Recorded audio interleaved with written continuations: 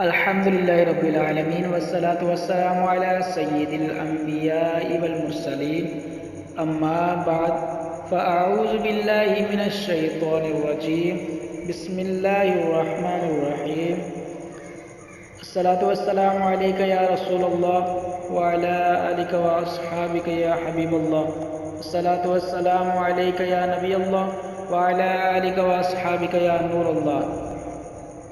مخرج کا لغوی معنی نکلنے کی جگہ ہے، اور اصطلاح تجوید میں جس جگہ سے حروف ادا ہوتا ہے اسے مخرج کہتے ہیں۔ مخارج کی تعداد کے بارے میں ائمہ کرام کے مختلف اقوال ہیں۔ حضرت امام خلیل بن احمد فراہیدی رحمۃ اللہ تعالی علیہ اور اکثر ائمہ کرام کے نزدیک مخارج کی تعداد 17 ہے۔ آئیے ہم قاری صاحب کی زبانی سنتے ہیں۔ السلام علیکم ورحمۃ اللہ وبرکاتہ۔ حروف حلقیہ کو حلقیہ اس لیے کہتے ہیں کہ یہ حلق سے ادا ہوتے ہیں، اور آگے قوف اور کاف کو لغویہ اس لیے کہتے ہیں کہ یہ زبان کی جڑ کے اوپر جو تالو ہے نا، جو ایک گوشت کا ٹکڑا لٹکا ہوا ہے جسے ہم زبان میں کوا کہتے ہیں، تو یہ قوف اور کاف اس کوے کے قریب جو سخت اور نرم تالو ہے اس سے ادا ہوتے ہیں۔ تو اس کوے کو جو کہ عربی میں لحاظ کہتے ہیں، اس نسبت سے ان دونوں حروف کو لغویہ کہا جاتا ہے۔ اور آگے جیم شین یا کو شجریہ اس لیے کہتے ہیں کہ جیسے اس کی دو وجہ ہیں کہ اگر جیم کے اوپر زبر پڑے یعنی شجریہ پڑے تو پھر جس طرح شجر اوپر سے پھیل جاتا ہے اس طرح ان حروف کی آواز بھی منہ میں پھیل جاتی ہے۔ اور اگر جیم کے اوپر جزم پڑے یعنی شجریہ پڑے تو پھر یہ جو اوپر والا تالو ہے یہ تھوڑا سا اوپر یعنی گنبد نما ہے نا، تھوڑا سا گنبد نما ہے، بالکل سیدھا نہیں ہے، تو اس اوپر والے جو گنبد نما تالو ہے اس کو شجر کہتے ہیں۔ اس نسبت سے جیم شین یا کا جو نام ہے وہ شجریہ ہے۔ آگے بود کو حافیہ اس لیے کہتے ہیں کہ زبان کا جو پچھلا موٹا حصہ ہے نا اسے بغلی کنارہ بھی کہتے ہیں اور حافۂ لسان بھی کہتے ہیں۔ عربی میں اردو میں کہتے ہیں بغلی کنارہ اور عربی میں کہتے ہیں حافہ لسان، یعنی زبان کا بغلی کنارہ، تو اس حافہ کی نسبت سے بود کو حافیہ کہتے ہیں۔ اور لام نون را کو طرفیہ اس لیے کہتے ہیں کہ زبان جو ہے پیچھے سے موٹی ہے اور آگے سے باریک ہے۔ زبان کا اگلا جو جتنا بھی باریک حصہ ہے نا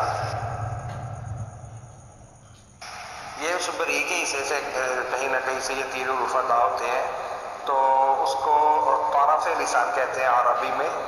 زبان کے اگلے اس سے میں نوک کی بات نہیں کر رہا، اگلا جتنا بھی حصہ وہ باریک ہے، یعنی زبان سینٹر کے بعد آگے پھر ساری باریک شروع ہوتی ہے، تو اس باریک حصے کو طرف لسان کہتے ہیں، اور اس نسبت سے ان حروف کو طرفیہ کہا جاتا ہے۔ تا دال با کو نطعیہ اس لیے کہتے ہیں کہ یہ حروف جو ہے نا نطاع سے ادا ہوتے ہیں۔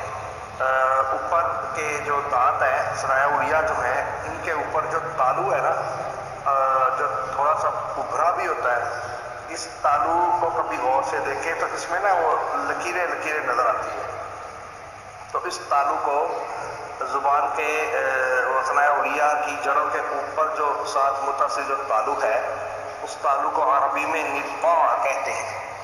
تو چونکہ دال با ادا کرتے وقت جو ہے زبان کی نوک آدھی ثنایا علیہ کی جڑوں پہ لگتی ہے اور آدھی اس تالو پہ لگتی ہے، تو اس تالو کی نسبت سے ان حروف کا نام جو ہے وہ نطعیہ ہے۔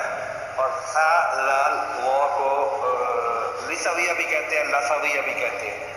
ان کو لسویہ یا لسویہ اس لیے کہتے ہیں کہ یہ جن دانتوں کی کے کنارے سے یہ حروف ادا ہوتے ہیں نا، یعنی ان حروف کو ادا کرتے وقت زبان کی نوک، زبان کا سرا جو ہے یہ جن دانتوں کے کناروں پہ لگتا ہے وہ دانت لثتون یعنی مسوروں میں لگے ہوتے ہیں۔ یہ اصل میں یہ بچوں کو یاد کروانے کے لیے یہ علماء تجوید نے اصطلاحی نام رکھے ہوئے تاکہ بچوں کو علیحدہ علیحدہ یاد ہو جائے، حروف کی پہچان ہو جائے۔ تو اس نسبت سے سادہ موا کا نام لثویہ یا لثویہ ہے۔ آگے سا سین صاد کا جو نام ہے یا لقب ہے وہ ہے صفیریہ۔ وہ صفیریہ اس لیے ہے کہ زا سین صاد میں صفت صفیر پائی جاتی ہے، یعنی سیٹی پائی جاتی ہے۔ سیٹی کو عربی میں صفیر کہتے ہیں، تو اس نسبت سے زا سین صاد کا جو ہے نام وہ صفیریہ ہے۔ اصل میں مزید گہرائی میں جائیں تو ان کے دو نام ہیں، ان کو صفیریہ بھی کہتے ہیں اور اصلیہ بھی کہتے ہیں، حمزہ سین لام یا ہا اصلیہ۔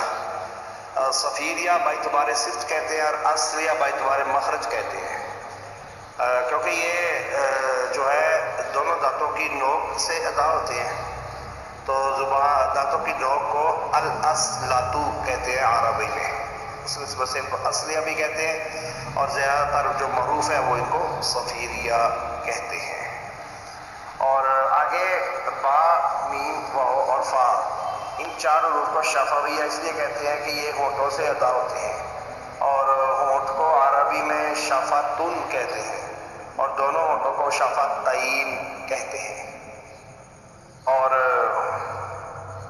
آگے جو ہے حروف مدہ کو مدہ کہتے اس لیے ہیں کہ ان میں مد پائی جاتی ہے، یعنی مد کا لغوی معنی دراز کرنا یعنی لمبا کرنا ہے، اور ان کو لمبا کیا جاتا ہے اس لیے ان کو حروف مدہ کہا جاتا ہے۔ ناک کا باسا یعنی ناک کے اندر جو نرم ہڈی ہے نا، ناک کے اندر جو نرم ہڈی ہے اس کو ناک کا باسا کہتے ہیں۔ بہت شکریہ قاری صاحب، جزاک اللہ خیر، اللہ تعالیٰ آپ کو دل و خوشیوں سے نوازے۔ یہ تھا ہمارے قاری صاحب کا لیکچر، اور کہ آپ کو کیسا لگا؟